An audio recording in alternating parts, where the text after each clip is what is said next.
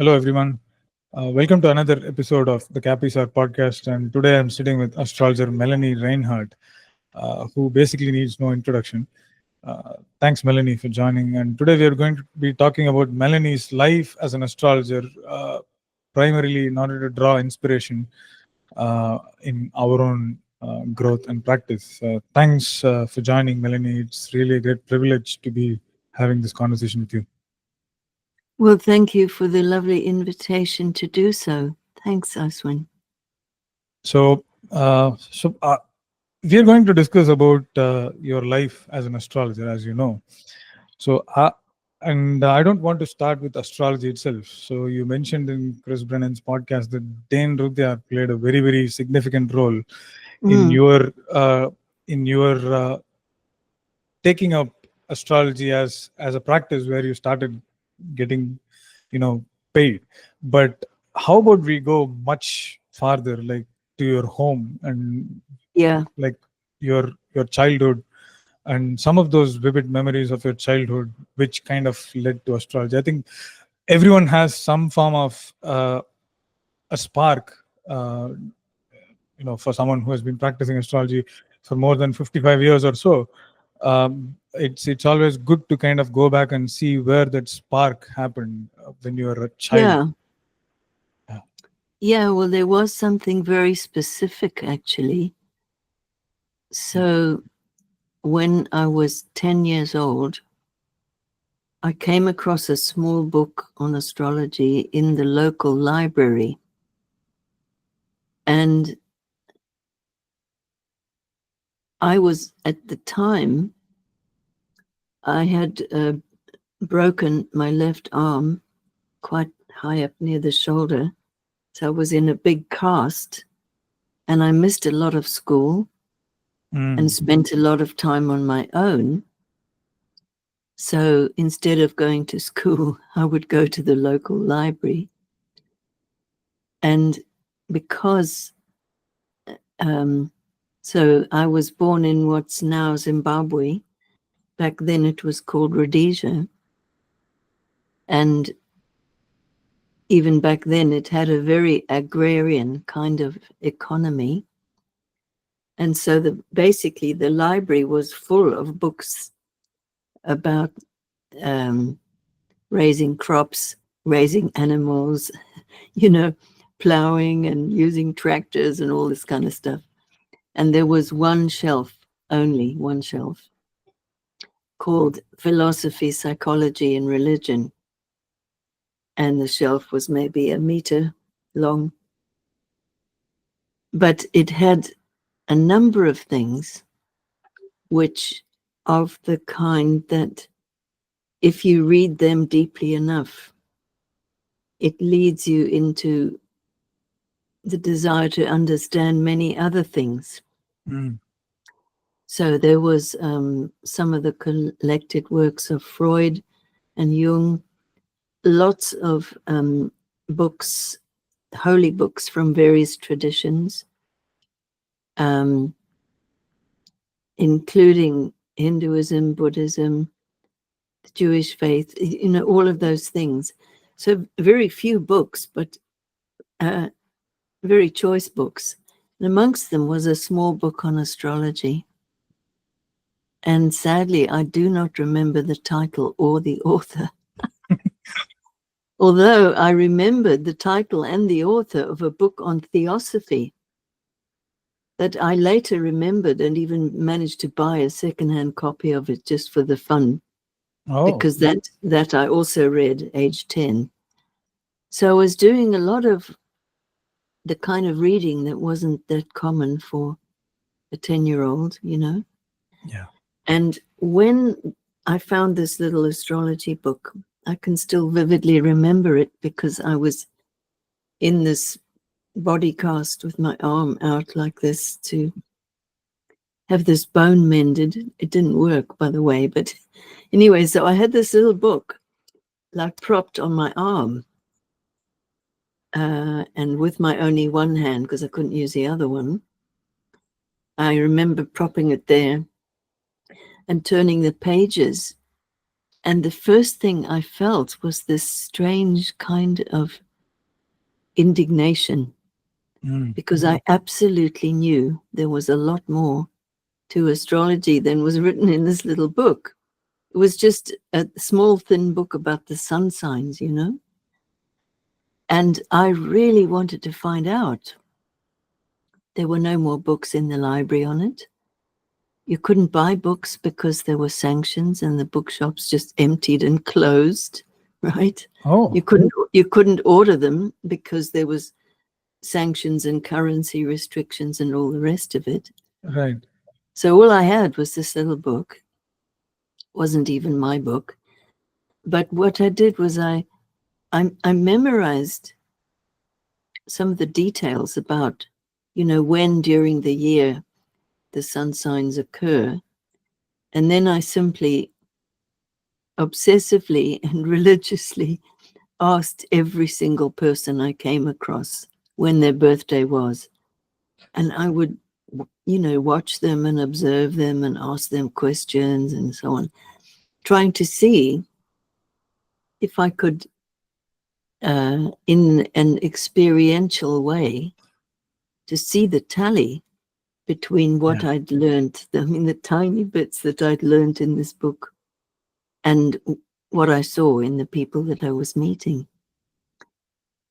So I went on like that from that moment onwards, just asking, thinking. And then the next step came when I went down to Cape Town in South Africa to university. And for, I think it was my 19th birthday, a friend gave me a copy of Dane Rudhyar's book called The Pulse of Life. In fact, I meant to get that out to show you because I still have that very same book. And so, I opened that book at my own sun sign, which is Gemini, as in, sure, anybody would do that, go first to their own sun sign. Yeah. So The Pulse of Life, just to say a little about it, it's one of Dane Rudhyar's early books, and it is about the signs of the zodiac.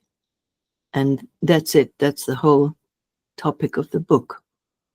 And so, given that this other little astrology book I'd found in the library, that was only about the sun signs.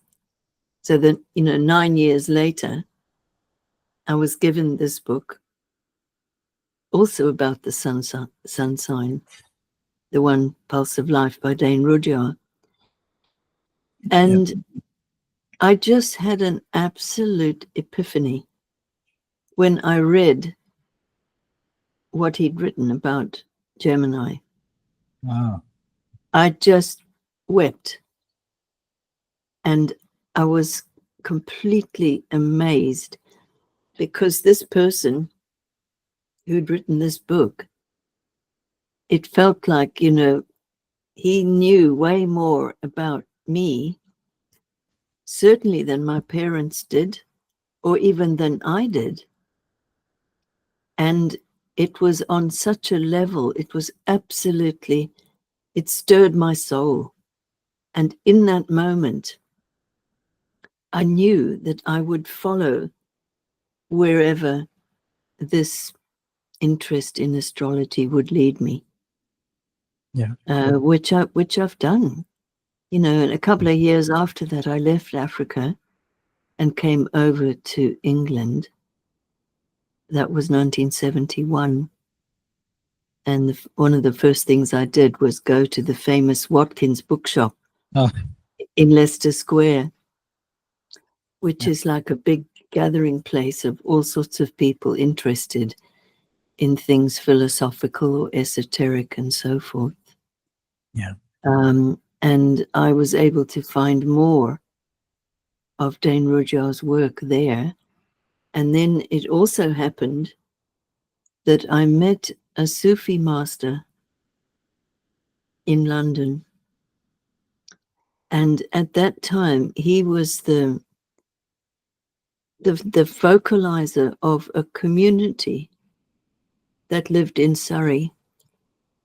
And after I heard this man speak, I had a conversation with him. Yeah. And I strongly felt that I wanted to go and live in that community, which I did. I was there intensively for a couple of years, but then connected with it for several more years. And when I got there, I found that the small library of the community was fully stocked with original hardback Dane Rudhyar work. Not only that Fazal, who was the focalizer of the community, ran a company who at that time were the major publishers of Dane Rudhyar's work. Which publishing company you mentioned? They were called Servira, and they were in Holland. I think they don't exist anymore. Certainly, if they do, they're not publishing Rudhyar or anything remotely like that anymore. But back then they were, and they were magnificent books, beautifully produced, and hardbacks, still have some of them. Yeah. So I want to kind of try and backtrack a little bit to have more information on some of the things. So you mentioned that your first encounter with astrology was when you were 10 years old in Zimbabwe. Yes. And so at that time you did not have an actual teacher, you just had that book, and you kind of started reading the book, and then sun sign astrology, and you started doing this experiential astrology just by reading sun sign and going to people and talking with them about this experience. So exactly. Yeah, did you realize at that particular point that you were actually drawn to the subject more than you thought you were? Because at that time, I don't know how far the realization is, but we know there's some kind of this infatuation or some kind of early fascination towards the subject, and you go and meet someone and you talk with someone and ask some questions, and then you come back and read the book again, and suddenly you feel that things are kind of coming out, astrology is walking everywhere. So how did you feel at that particular point, and did you really know that you were doing something really profound and important? Absolutely. Immediately. Yeah. It was just like a big opening up of another level of understanding that I found very compelling, and I was determined to follow whatever that thread, where that thread would lead me. Yeah. Although I have to say, there was never a moment where I decided that I would become a professional astrologer. I mean, as a career. I still don't think of it as a career. I really don't. Yeah, but at that time you were very young, and you probably kind of did not have that kind of a forethought whether or not you wanted to become an astrologer.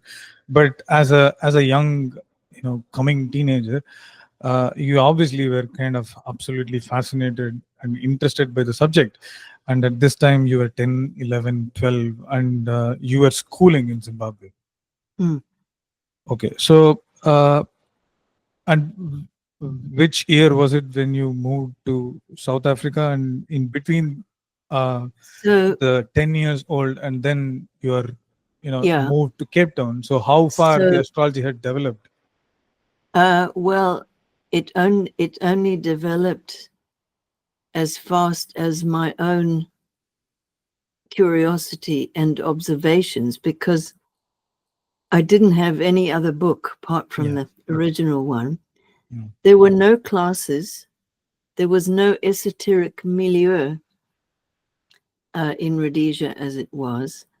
So there was no question of finding a teacher and so forth.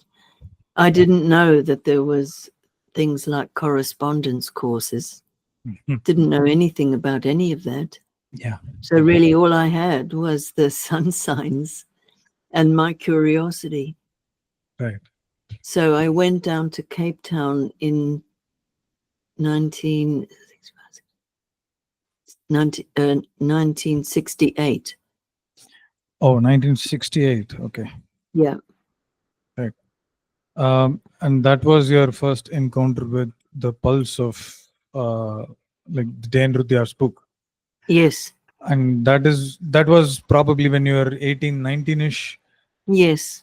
And then that is where your astrology really kind of took off in terms of understanding. And then you know, when was it you moved to England? 1971. Oh, 1971. And then you had this, great joy of finding this Watkins bookshop where a lot of Rudhyar's books were available. And so you started studying astrology, basically self-learning, reading those books. Yeah. Okay. So, and then, you met Dane Rudhyar at some point, and he I kind of, did. yeah. Can you talk I about it met in him. a little bit of a detail? I met him twice. First time was in New York. Hmm. I attended a weekend workshop at an astrology center in New York. I've forgotten what it was called. I think it was just the Astrology Center. Okay. And it was a wonderful weekend workshop. I still remember it. It was very, very thrilling to meet Ah, him. And then the second time that I met Dane Rudhyar was in late 1977. okay. And Fazal, as the director of Cervera Publications and therefore Rudhyar's publisher, Hmm. he was going to make a business trip in the States, including having a meeting with Rudhyar. And he invited me to come. Wow, that must have been great. It was absolutely amazing. So we spent, it was an afternoon, evening with Dane Rudhyar, and it was a very memorable meeting. Now, at the workshop in 1975, it was in a short conversation at the end of that workshop where Dane Rudhyar encouraged me to go professional. So that's when I started charging money for readings. I had already done a very large number of readings for which I didn't charge. And I had that opportunity because of the grace of living in a community. So there was like a captive audience, as it were, of people who were all open to astrology to varying degrees, Mm. and many of whom, wanted to have a reading, which I was happy to do. Yeah. And so that's how that came about. I was never short of clients because I was living with them all, Except that you started getting paid much later. Yeah, after that was 1975. Yeah. So again, this is really wonderful because you met Dane Rudhyar at this conference or a gathering in New York in 1975, Yeah, and you have this conversation with him, and he kind of motivates you to go ahead and engage astrology as your full-time profession. yeah. So, do you remember the finer details of this conversation? I think I'm going to ask you about the conversation that you had with Rudhyar in 77 as well. But do you remember the details of the conversation that you had with Rudhyar in 75? What did he tell you that kind of really stuck with you and you never turned back? I don't recall it fully, but he did say something like, I think it's time for you to go professional now. Rudhyar he was, at least in my experience of him, he was very direct when he spoke, you Yeah. know. Um, and that was true through the workshop as well. And this conversation was just I had basically just, the workshop had ended and I just went to him to thank him for the workshop. And so it wasn't even a conversation, really, just a very brief exchange. And that's what he said. Yeah. And so that very same month, I had the opportunity to start on a That's professional footing, amazing. So So you see, it yeah. was no, so it was 12 years between when I first connected with astrology and And when much more. So 1959, 69, 70, 69, 75 was 16 years between when I very first connected with it and when I was able to go professional. so basically, And yeah. in between, I had never been to a class and I had never had a teacher. Brilliant. So all my study was done through, firstly, the books of Dane Rudhyar. I just devoured all of them. They absolutely spoke to me. And then I continued. Once I taught myself the calculation from a book. I think it was Waite's Compendium of Natal Astrology, or just a book giving you the basic technique of calculating. And then, once I could do that, I had more opportunity to observe and reflect and think and compare and all that kind of thing. Yeah. So, I mean, I still, when I think about it, I feel surprised because I got myself all the way from zero up until professional without ever having been to an astrology school or attended a class or had a teacher. So once I was at that level, I knew enough about the Saturn return, which was coming up for me. And I just had this really strong feeling that for my for the honoring of Saturn at my Saturn return, that I wanted to do a full, proper course to kind of cover any gaps of things that I had completely missed, or also to discipline me to learn about things that I wasn't really interested in and wouldn't bother at all if I wasn't on a course, But I wanted to be thorough with that. And so in 1977, I began studying with the Faculty of Astrological Studies. And that was kind of Gemini weirdness. I was already professional, but I was studying at the level of a complete beginner. Excellent.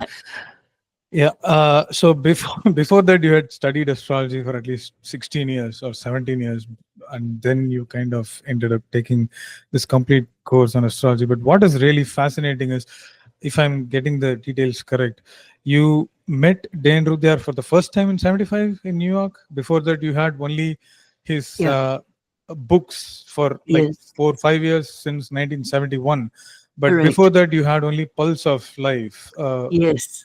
So, and then you found 1971-ish Watkins, and then you kind of basically read Rudhyar and maybe other astrology books for 5 years, and you meet Dane Rudhyar in New York, and you have this conversation, and he has this foresight to kind of advise you to go ahead and do full-time astrology.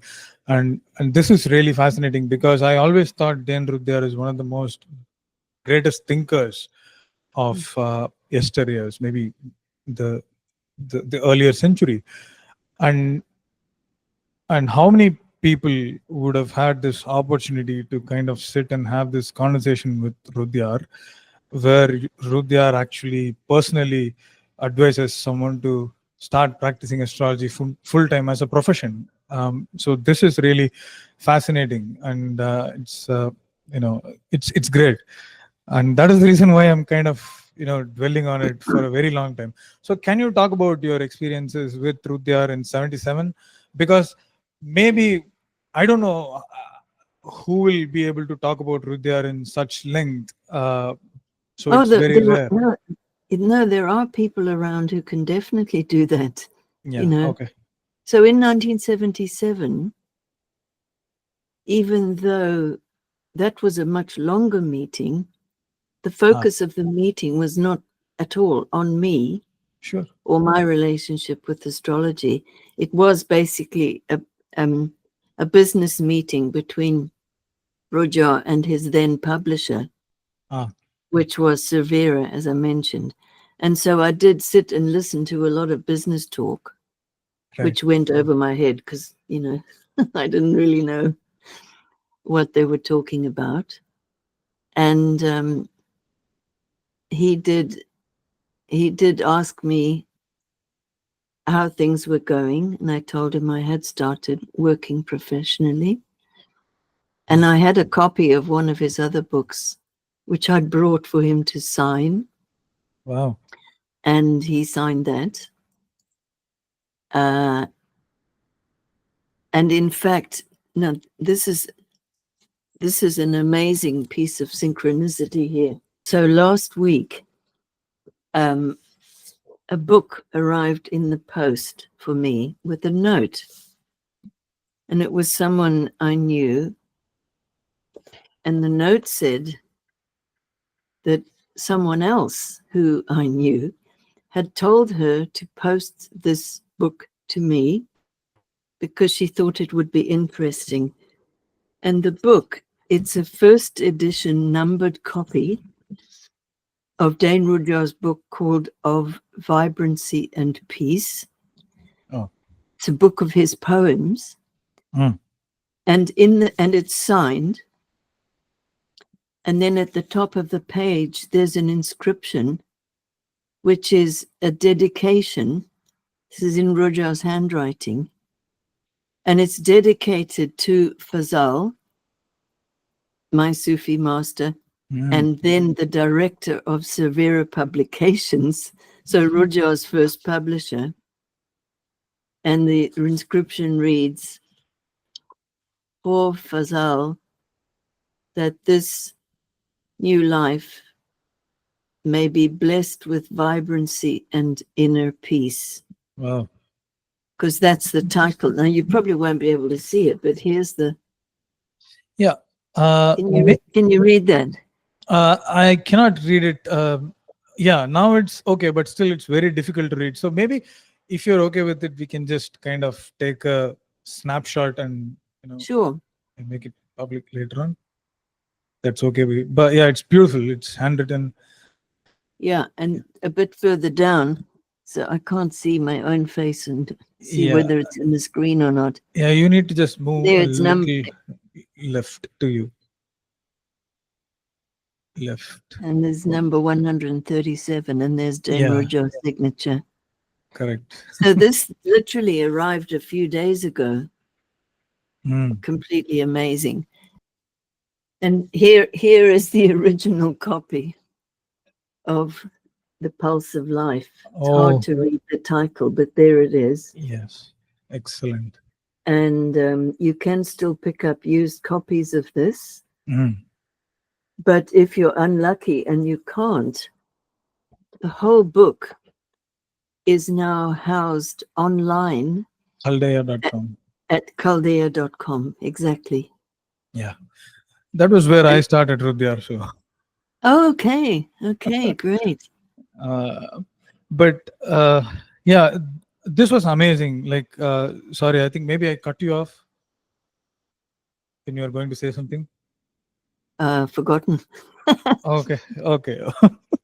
But yeah, so this is a development that kind of calls in for a synchronicity, and you started your life as a professional astrologer when you were 26 years old, probably around close to when you were 26, and then like, did you think before jumping into being a full-time astrologer, or you just took Rudhyar's word as a kind of a calling? Well, the thing is, because I was fortunate enough to have the opportunity to do so much really practical work with my astrology, reading people's charts, and also being able to observe their life process as it unfolded. It wasn't like seeing somebody for 1 hour and then they vanish and you don't know what happens, unless, because this is, of course, all before email. So I'd had a lot of experience by that time, real hands-on experience with real people. But as I said, there was never any time when I decided that I would have a career as an astrologer. Truly, never. It really was simply an extension of something that had been a huge part of my life already for quite a long time. And I was spending so much time on it. Yeah. And finding it so completely wonderful that it was just a natural extension of that, you know. Excellent. So, yeah, it just basically an organic progression, because you had a lot of experience reading charts, and Rudhyar's words were basically a validation for you to kind of jump into what you were doing very well for a very long time. And then this meeting with Rudhyar 77 was over. So, with whom did you study this first course, and how did it So turn I out? studied with the Faculty of Astrological Studies. Now, during that period of time, they only had a correspondence course. Okay. So now they still have the equivalent, because of course this was before anything was online. So you would be writing letters to and fro your tutor and so forth. You had your own tutor. Yeah. And mine was a wonderful woman called Heidi Langman. She was also a cosmobiologist, although that didn't really come into the course at that time. Yeah. And so I started then with the faculty, and at first at the certificate level, and then I continued and joined in the diploma course, which took a couple of years. So the certificate took about 1 year, and then the diploma took a couple of years, a bit longer, because I had a change of life circumstance in the middle when I came to live in London and all of that. But so then my tutor all the way through was Heidi Langman. Yeah. So there weren't any live classes like there are now, you know, and there wasn't any summer school like there is now. So now the faculty has a broad range of different ways that you can study with them, you know. Some online classes, lots of live classes, big summer school in August every year in Oxford, and also written material through email and so forth. And it's very flexible.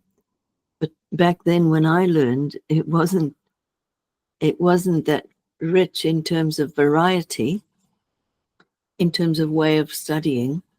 Yeah. So it was Heidi Langman who was my tutor the whole way through, you know. That's great. And so you finished your, although you had been studying astrology for basically 2 decades, but then you took this course and then you equipped yourself even better. So going back to practice, which is something that I also want to talk about. So you were kind of studying astrology in those days when computers were not there. So you had to learn chart calculation by hand. Correct. And how did it how was it kind of during the early days in your practice? You So how did you kind of prepare for your sessions, especially when you had to, draw the charts by hand and then meet the client? Yeah. Well, one simply had to allow enough time for that to be done. Yeah. It was just a question of planning, So again, I was born very late, so I don't know. Like today, I have a booking page on my website. People just go book on the available slot, and I don't even kind of have this conversation with my client before he actually books, he or she. Right. But Yeah. this was very different when you started your practice. So someone had to kind Yes. of reach out to you, or maybe telephone, and Yes. Usually it would be that I would receive a phone contact mm, from the person, and then we would arrange the date and time. Yeah. And I would give them my address because it was all live work at that time. yeah. I also back then had a policy, as it were, where I would never do a chart without seeing the person live. So Oh, I would not make a recording for somebody who wasn't there. right. I changed that policy, as it were, um, in about the mid-90s only. Okay. But up to that point, I saw everybody initially in where I lived, in my home. Mm, And then eventually I had my own little office in London, which was great. mm. And yeah, what to say about that? It was very different, and all of it was live. Yeah, that's a I very also, unique I experience. also, yeah, I also had a policy, in quotes, is I never did any advertising. Oh, Yeah, except for once or twice, well-meaning friends would say, you should be advertising your work. And so on. And I didn't really want to, but I thought maybe they knew more than I did about marketing and all that kind of stuff. So, I put an ads in a couple of magazines, local newspaper type of things, And I very quickly realized that the more you reach out to try to get clients, the higher is the proportion of likelihood that you're going to attract to you people who want from astrology what you cannot or will not give. right. In other words, that there is no real resonance there. Mm. And it only took me a couple of sessions like that before I realized, no, this is not my way. It's by word of mouth. And if Sure. that takes a long time, so So be be it. it. So be it. Word of mouth is the old Yeah. school style of doing The old anything. So you school. step And of into that. course, it's absolutely stable as well. Yeah. Because, unless things seriously don't go well, Mm. the people are going to come back. Sure. And so then you're able to build up a whole pool of people with whom you do have a kind of a relationship, and where they are likely to come back again, and Yeah. where you have the privilege. I'm just trying to work out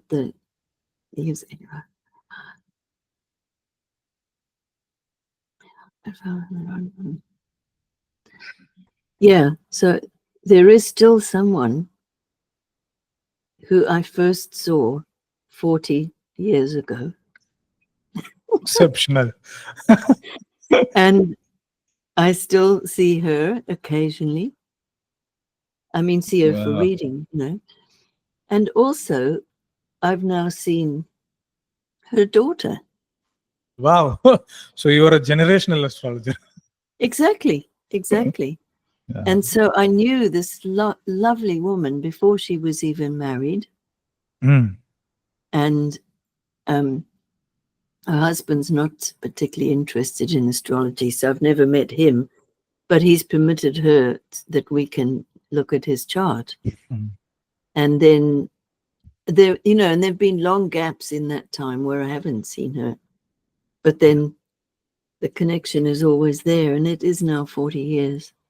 This year it's 40 years. That's great. But I think there is something about this physical connection where we meet a client.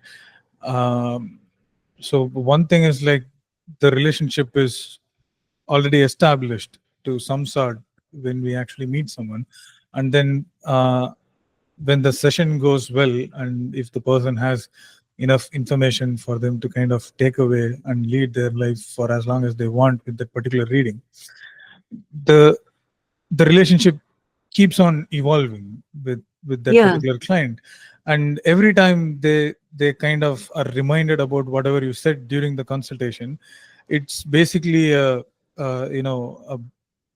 kind of a feather in the cap for the relationship. They kind of want to come back to you again when they need something. Oh, So but I don't know how far that exists today. I'm not going to say it's not, but I think it is a separate topic of discussion. But I think it would be really good for someone to kind of have that astrologer client relationship for as long as you have, like you mentioned, that 40 years, which is not just a relationship, but it is an epitome of trust and faith that the person has in you and your work, which is a lesson for so many astrologers, including myself. And so and this is like mid 80s or maybe even early 90s. And then if I'm not wrong, you published your first book in 1989. correct. 1989. And then but you probably had this exposure to Chiron much before that, uh, Yes. because you already wrote a book. So when was your first encounter with Chiron? So, um, as I mentioned, I started my study with the faculty in 1977. And in the October of that year is when Chiron was discovered, which is kind of interesting. So I didn't know about Chiron for a little while after it was discovered, but within about 6 months, an ephemeris of Chiron came out. And so one was able then to calculate where it would be. And in fact, in the very month that Chiron was discovered, I went to my very first AA conference, Astrological Association conference in England. And there I made an astrological friend who I did remain friends with for a long time afterwards. And so I had a friend with whom I could talk astrology. She was already professional. Yeah. Name was Christina Rose, wrote a very, very good book about counseling within astrology. And we used to talk astrology a lot. So I believe it was her who first told me that a new planet had been discovered. And I was curious because of the name, because I already knew the story of Chiron in the mythology of ancient Greece.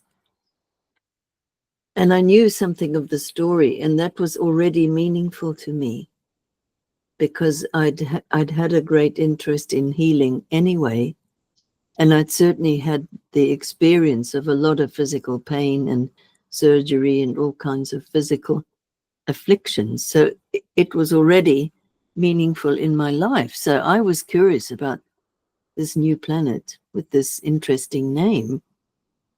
And so then it must have been in the spring of 1978 that the first ephemerises came out. And I began, obviously as one would, I started with looking at it on my own chart. Yeah. And what I saw there was that it's in a very close opposition to my sun. And Chiron's in my first house.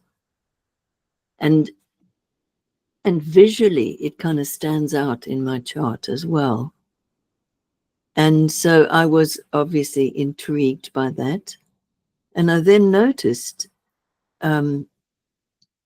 that over the forthcoming few years, Chiron was about to make conjunctions by transit with every single one of all my personal planets, all of them. Because all my personal planets lie between Taurus and Gemini. And that's, Chiron was discovered at 3+ of Taurus.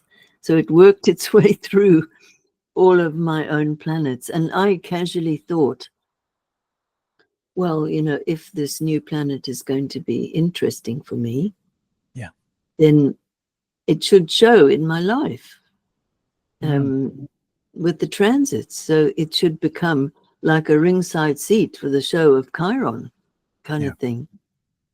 And, I had no idea how incredibly real that would become through the next few years of my life, with all the things that happened and the experiences I had and so forth. I also had the great good fortune during that time to be in a Jungian analysis in London. So there I learned a whole language from being not just immersed in Jung's work, but immersed in the real experience of the actual process that Jung's work really stands for. So beyond the books he wrote, or the ideas that now people attribute to Jung, like so many things, you really need to be in the process and experiencing it to really know what it's about. Same, absolutely true, of course, with astrology. I mean, nowadays, there's so much information easily available online, even down to the level of, I can still remember when it was hard to find a diary that showed new moon and full moon because they weren't automatically printed. And now, not only has every diary got that, but that information plus loads more detail if you want it. It's all over the internet. It's very easy.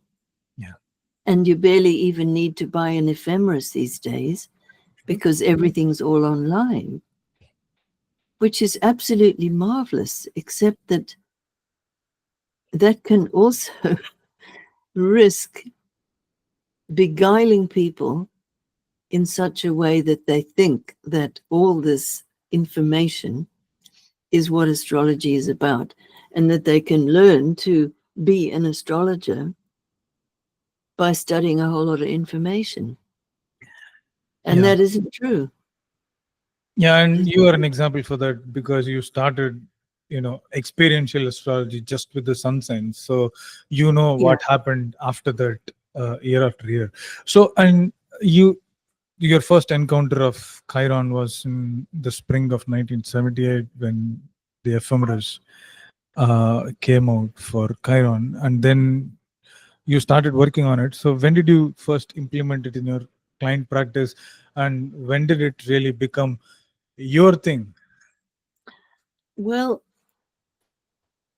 because I resonated with it and I could see how it made sense on my own chart, I was very keen to learn more. And so, I did what I'd always done before, was I just kind of started researching on my own. And making notes and organizing the notes and so forth. So what I would do is I would put Chiron into the horoscope of any client that I saw. I wouldn't even try to interpret it because I had no idea what to say.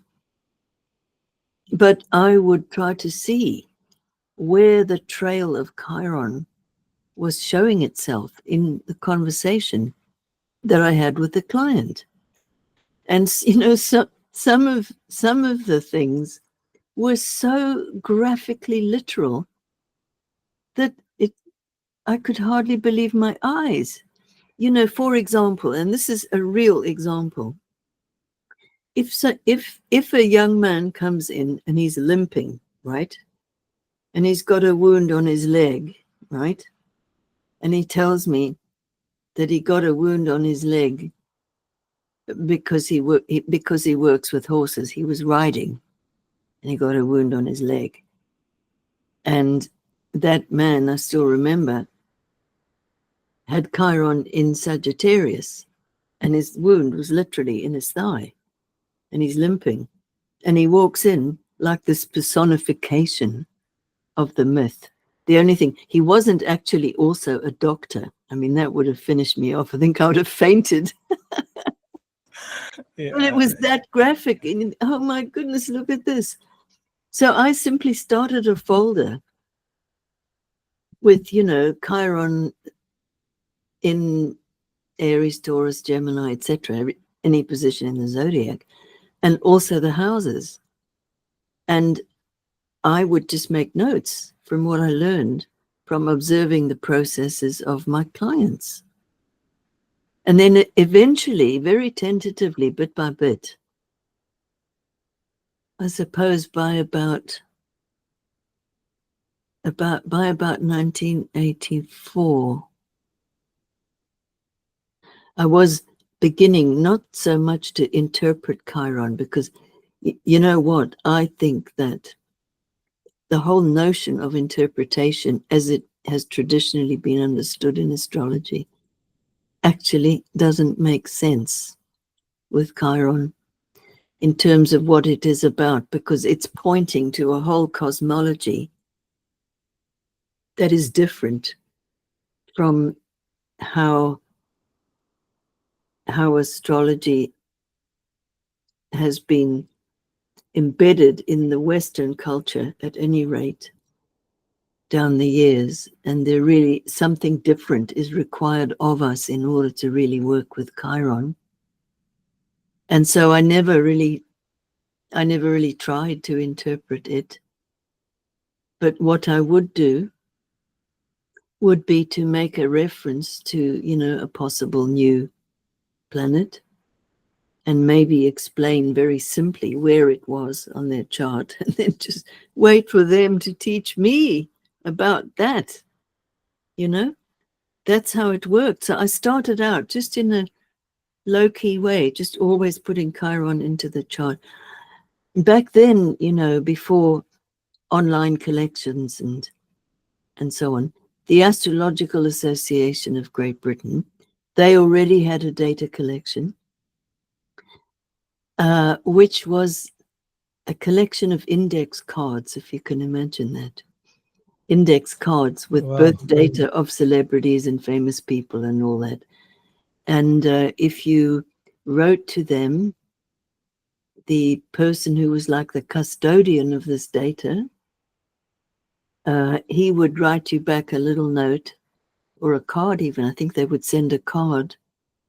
They'd make you out a little index card with the details that you requested, and you sent an envelope so they could send it back to you, and all of this. So it was a big collection. That collection is already now online again. Well, online for the first time at the Astrological Association website. Yeah. So I, if I was particularly interested in an artist or a composer, or, somebody whose work touched me, I would find out their horoscope from the AA database. See, all of this is so time-consuming compared to now. All you'd have to do would be you go online. Go on, especially astro.com. There's the whole thing, and the biography with the dates, everything is there. But before, it was a much more long drawn out process, Life was much slow. It was. It absolutely was. So I went from there, as I said, to just collecting notes, literally. And then during that period of time, some of the processes I was going through in my own soul and my own life were incredibly demanding. Mm. And it's almost as if following the thread of Chiron became like the thread of Ariadne, who was that thread was held by Theseus when he went into the labyrinth. And that was how he managed to find his way out of the labyrinth. So I felt as if my life and my soul were like in a labyrinth at that time. And holding the thread of Chiron in a funny way and on many levels was like a kind of a thread I followed, which enabled me to exit also from the labyrinth. It really happened like that. So when did you? Yeah, please go on. Sorry. So I was close friends with Howard Susportis, wonderful Howard Susportis. He used to live in the same area of London that I lived in. So we did used to meet for lunch occasionally. We were friends. And somewhere in 1985-6, his then publisher gave him the project of seeking out new authors and new titles in the field of astrology for publication. I mean, what an amazing opportunity. And so Howard contacted me and said, how about writing a book on Chiron? Now, he and I used to talk Chiron. Howard had his Chiron exactly on his midheaven in Scorpio. And he was very interested in the theme as well. So we did talk a lot about it. And anyway, he said, how about writing a book on Chiron? And I was like, oh, I don't think I can do that. And it's all too much and this and that and the other. And full of hesitations and reluctance and all that. So Howard said, he said, well, look, all I want at the moment, he said, we just want a 50-word description of the book. So I thought, well, that's manageable, wrote 50 words, gave them to Howard. I think I had to take them to him. There was no email or anything. And post them, I don't remember. Anyway, I gave him that. And then about the next week, he came back to me and said, he said, oh, they like that idea. And now they want 100 words. And I thought, oh, okay, we'll try 100 words. It was kind of easy. Then he came back to me and said, now they want a chapter structure. And I said to him, how on earth can you write a chapter structure if you haven't written the book? And how it was an Aries, and it sometimes really showed. He also had Capricorn rising, so he had a very kind of his persona was, he had a lot of gravitas as well as a wonderful sense of humor. But the Aries came out when I said to him, oh, but how do you write that when you haven't written a book? And Howard's response was, oh, for goodness sake, just do it. That's a quote. And then within a week or so, I found I had a contract to write this book. At that point, the contract was with Routledge and Kegan Paul, very famous, long-established publishing company.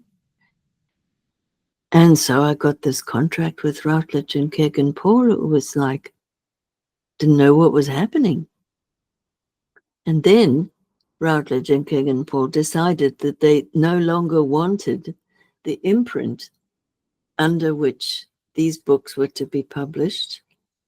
That imprint was called Arcana, and it was very well known already. But Routledge put it up for auction.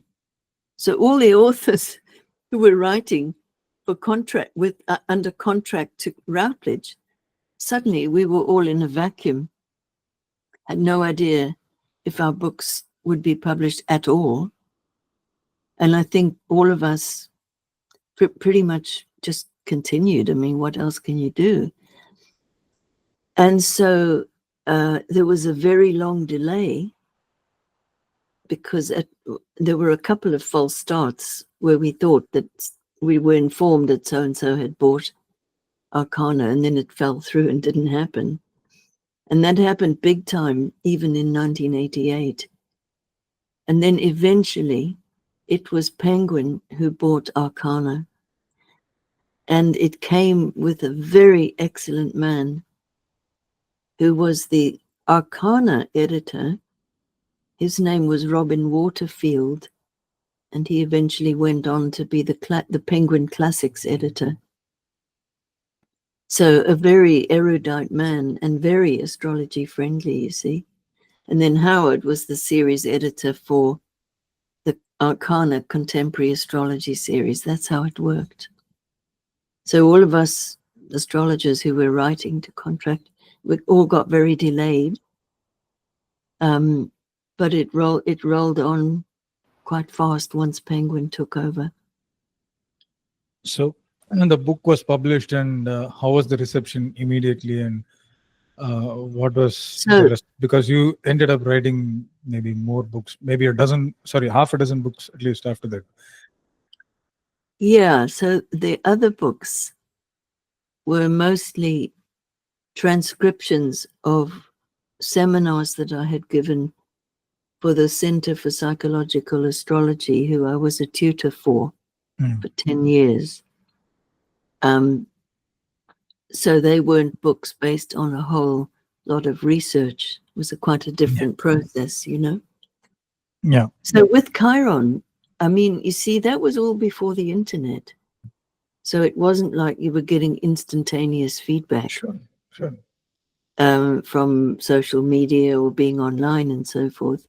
You know, gradually the book was reviewed in things like the Journal of the Astrological Association and I think in the Mountain Astrologer and other Prediction magazine, all of which took ages, you know, months in between publications.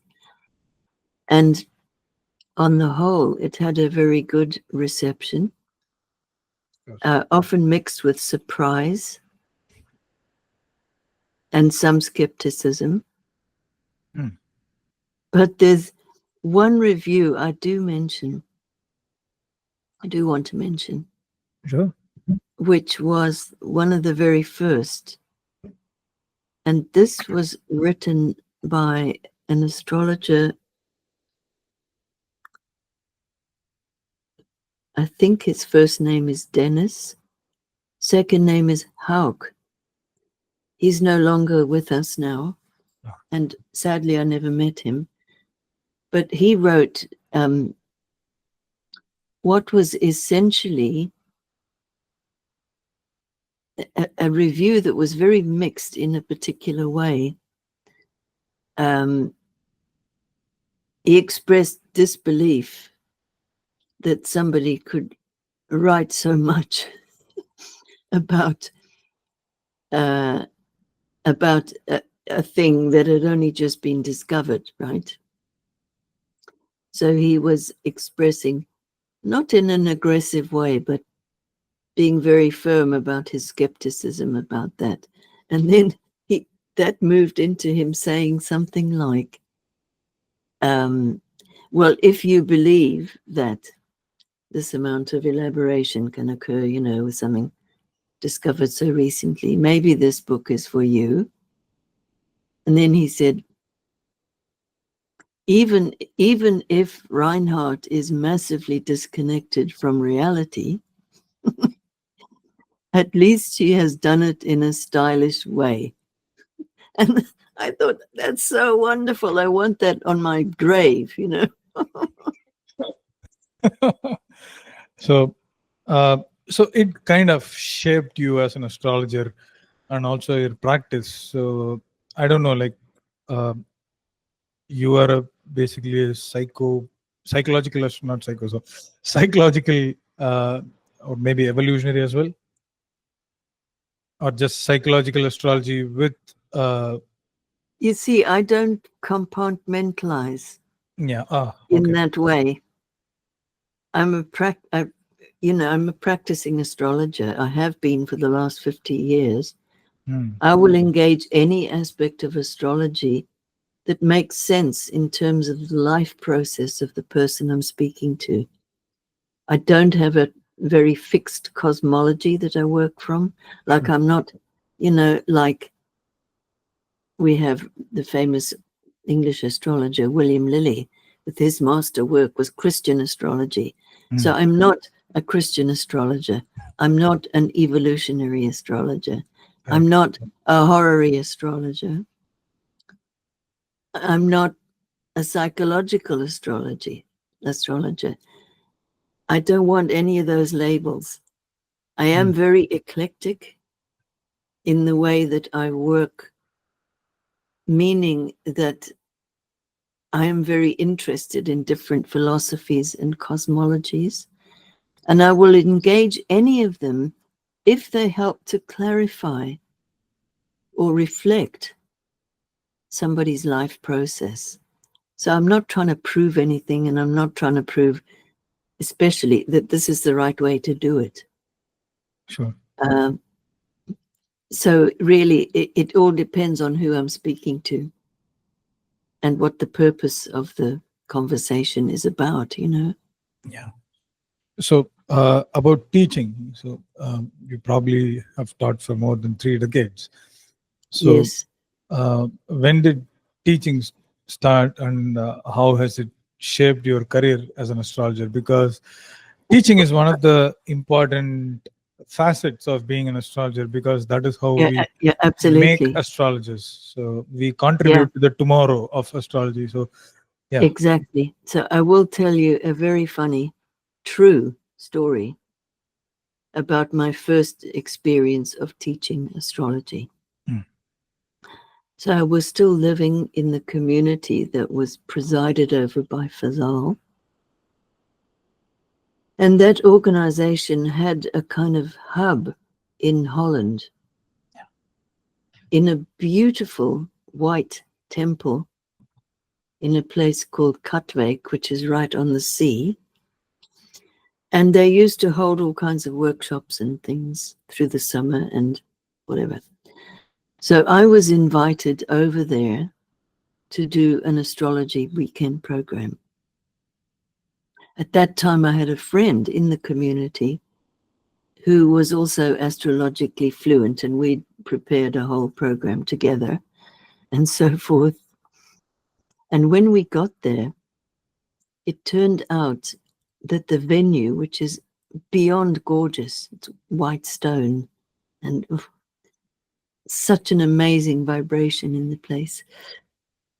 So we get there and discover that the venue has been double booked. So there's another group expecting to be in there for the whole weekend. It so happened that the other group was to be run by a friend, a mutual friend actually of ours. He was a man called Puran, and he was going to be running a men's group. It was actually an ongoing thing, and this was one of their weekends, okay? So there were loads, maybe 12, 14, loads of men, because it was a men's group. And many of them were very large and looked like, outdoor people, leather jackets and boots and everything. So Puran had the idea. He said, I know. He said, I got the answer to how we're going to solve this. He said, I will tell my men's group that it's their challenge for the weekend to attend my workshop, me, that they must all come to my workshop. Oh my God. Now, none of them knew anything at all about astrology. some of them were probably highly skeptical. They were all very polite, fortunately, and very nice. But none of them knew anything about astrology. And that's when I really saw, that's when I didn't learn for the first time, but that's when it's like I had the living proof of how astrology works in the subtle levels, because the energies actually take form in the room, in the people.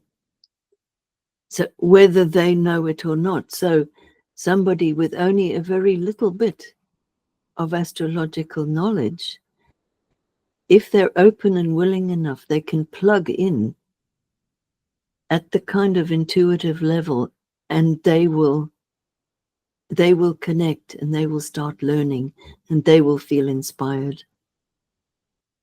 And that's what happened. It was an absolutely extraordinary weekend.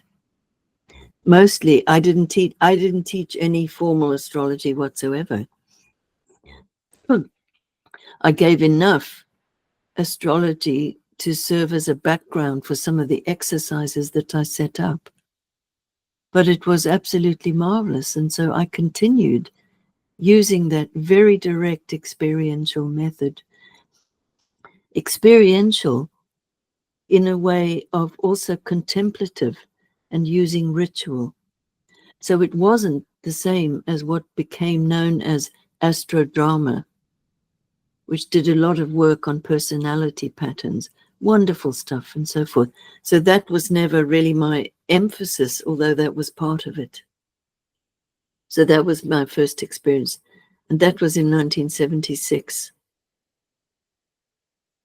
And just as a footnote here, my dear friend and colleague, Darby Costello, she and I did a program together connected to the very same place, not the place in Holland, but a place in England that had deep connections with the community.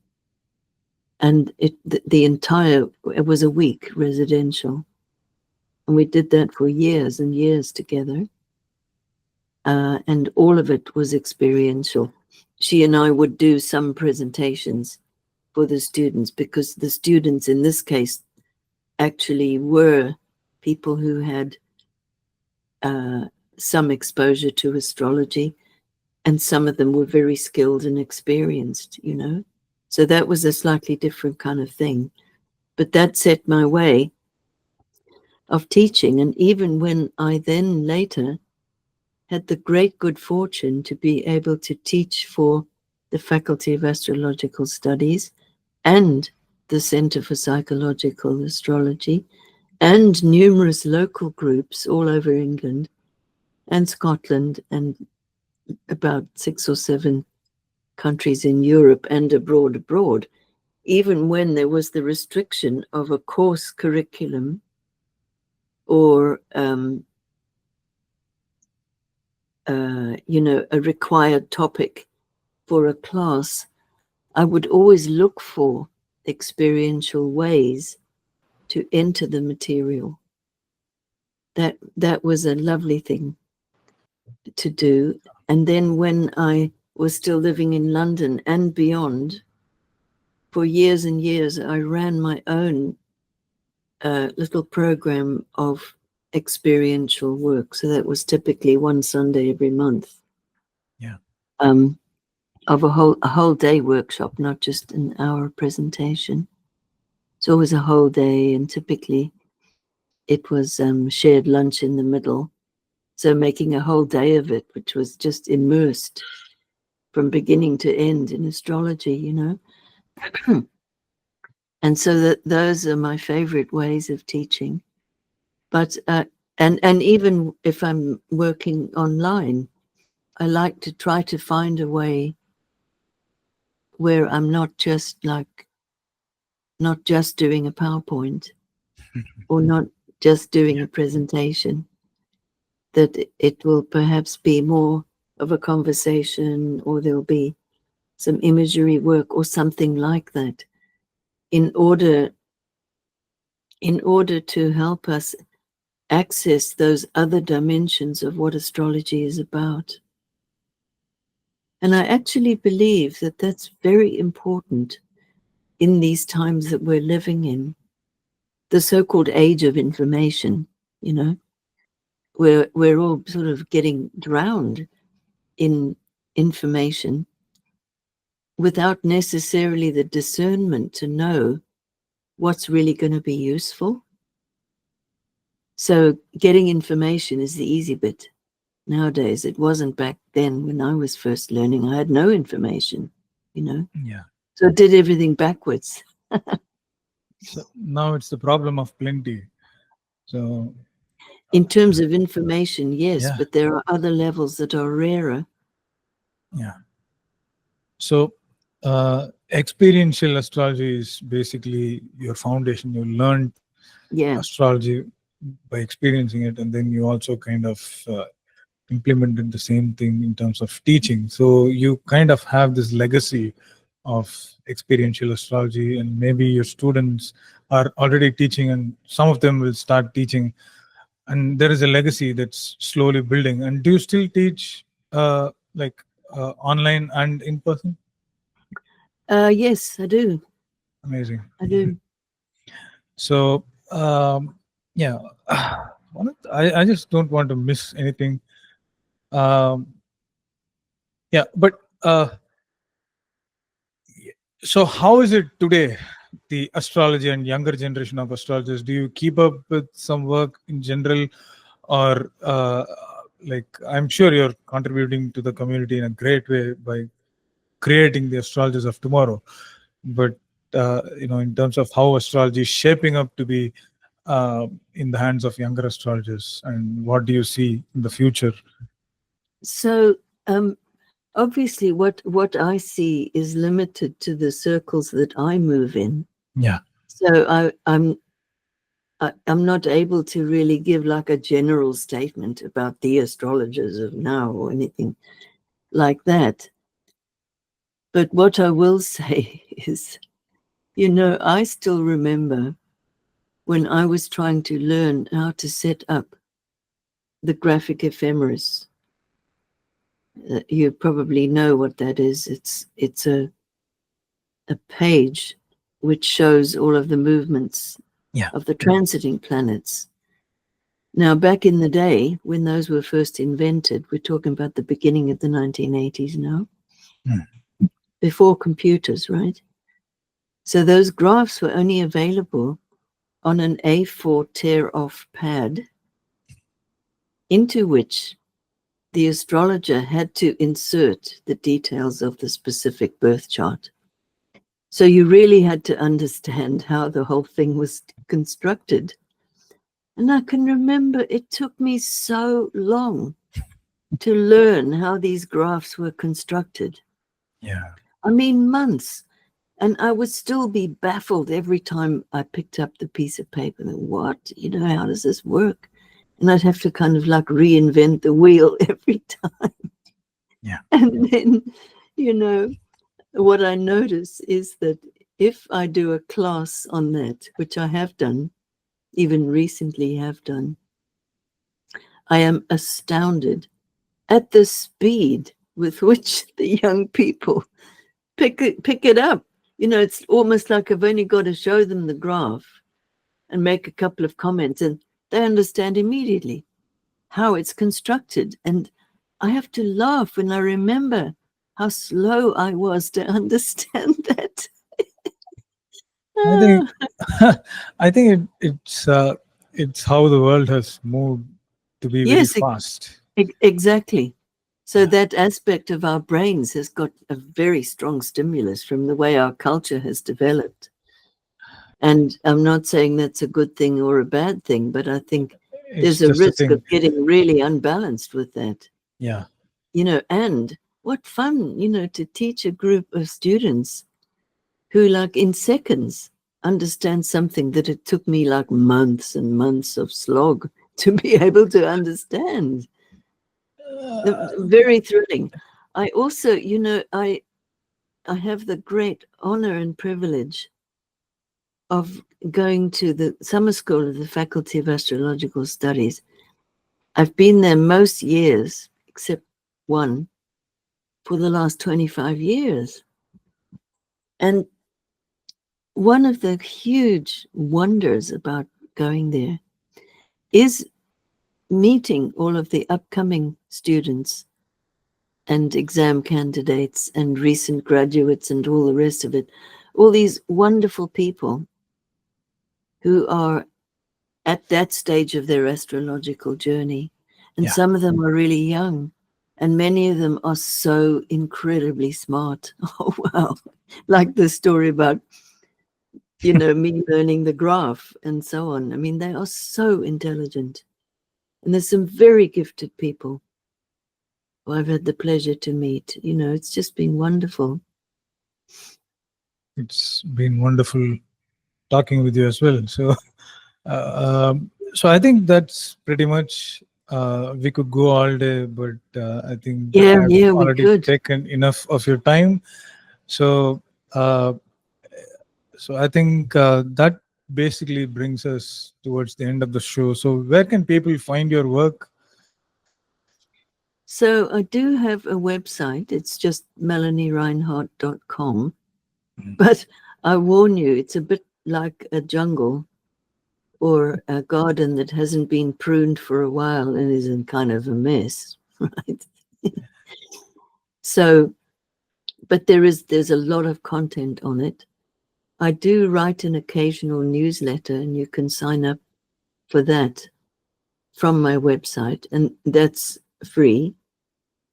There are also a rather surprising number of videos that I've done with other lovely people having lovely conversations about astrology on YouTube. So if you just search my name, you'll see a lot.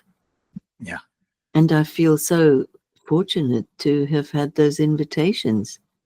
One of the things I love to do, one of my most favorite things is to talk astrology with people. And so Sure. to have all those opportunities has been just lovely.